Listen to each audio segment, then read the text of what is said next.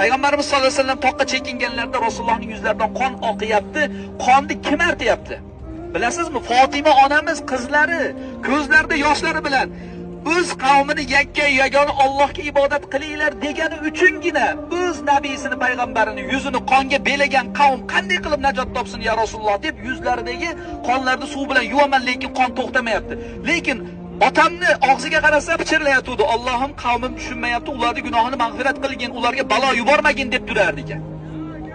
Rasulullohning oxiri qonini to'xtata olmaganligimdan deydi, xurmoning bo'zini olib turib, bo'zni qizdirib turib yuziga bostirganimdan keyin to'xtat deydi. Dubulga temir kirgan. Hazrati Abu Bakr chiqaraman deyotganda Abu Ubayda yetib keladi. Ya Abu Bakr, Alloh uchun menga ber, men shuni tortib chiqaray deganlarida Abu Ubaydaga berar ekan. Abu Ubayda Rasulullohni qo'llarim bilan tortsam yuziga aziyat beraman deb temir botib turgan. Tishim bilan shunday qattiq tishlab bir sug'urishda chiqarib yordim, tishim sinib ketdi deydi.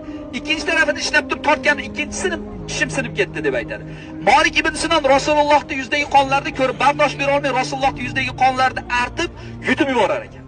Malik bin Sinon Abu Said al-Khudri sahobaning otasi bo'ladi. Ey Malik, qonimni tupuring deganlarda, qandoq qilib sizni qoningizni ya Rasululloh yerga tupuraman deganlarda, kimning qoniga qonim aralashsa, jahannam olovi u jasadni yoqmaydi deb aytgan ekan. Jahannam azobi uni azoblamaydi deb aytgan ekan.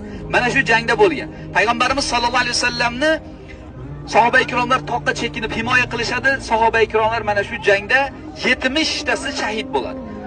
Keyin Abu Sufyonlar oxir nihoyat biz g'olib bo'ldik deydi.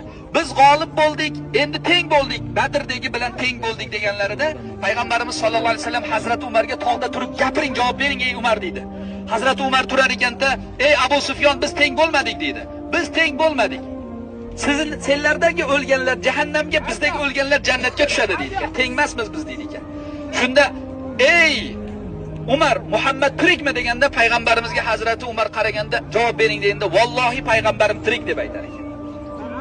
Keyin Abu Sufyon jangchilarni olib ortga qarab ketadi. Payg'ambarimiz Hazrati Aliga aytadi, boring deydi. Agar ular deydi tuyalariga mingan otlarni yetaklab ketayotgan bo'lsa, ular Makkaga qarab yo'l olgan bo'ladi. Agar yo'q, tuyalarini yetaklab otga mingan bo'lsalar, ular Madinaga hujum qilmoqchi bo'ladilar. Agar ular Madinaga hujum qilaman desa, u yerda yosh bolalar, ayollar bor. Vallohi ularni tinch qo'ymayman degan ekan, payg'ambar shijoatlanib ketgan ekan. Keyin Hazrati Ali qarab kelsa, ular tuyasiga mingan otni yetaklab ketyapti deganda, undan Makkaga ketishdi bular deydi. Rasululloh tushib sahoba-ikromlarni birma-bir istaydi.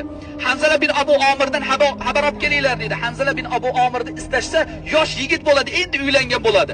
Rasulullohga bir xabar kelganki, so'rattiryapti, uni qaranglar, tiriklardami, o'liklardami? Sahobalar qarasa, ya Rasululloh shahid bo'libdi u yosh yigit deydi.